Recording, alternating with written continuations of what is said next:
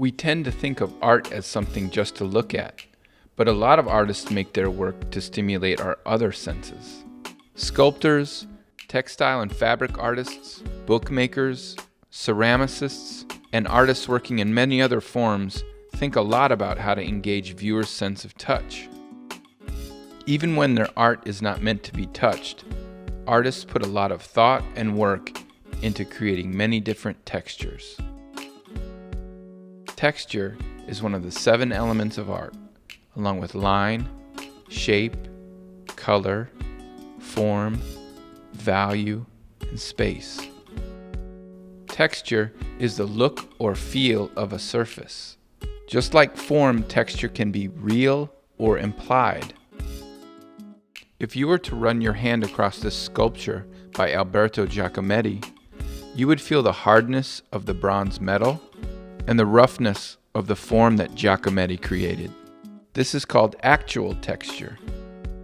Implied textures are only visual, they can't be felt. For instance, if you could touch the canvas of this self-portrait by Chuck close, you wouldn't feel the varied textures of skin and hair. You would feel the smoothness of the oil paint. So these textures are implied because we can only see them. There are countless ways that artists create implied textures. How many different kinds of lines do you notice in this painting by Roy DeForest? You have the zigzag lines creating the woman's hair on the left, cross-hatching creating her skin, the blurred, smudged colors coming out of the dog's mouth and the man's mouth in the center. Those are just to name a few kinds of implied textures here. Textures can also be created through use of shapes. In this painting by Gustav Klimt, notice how he repeats shapes to create textures. You have the triangles and lines on the woman's dress on the left, the many spirals creating the tree in the center, and in the woman's dress on the right you have circles within circles, rectangles within squares, and all the scattered shapes throughout the piece create many different textures. Paintings and other typically two-dimensional art can have actual texture.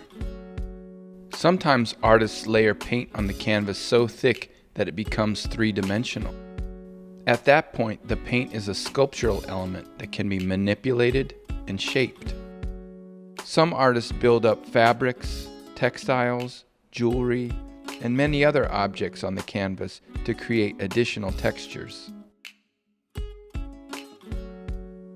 Artists often feature the natural textures of the materials they use, or textures uniquely created and formed by hand.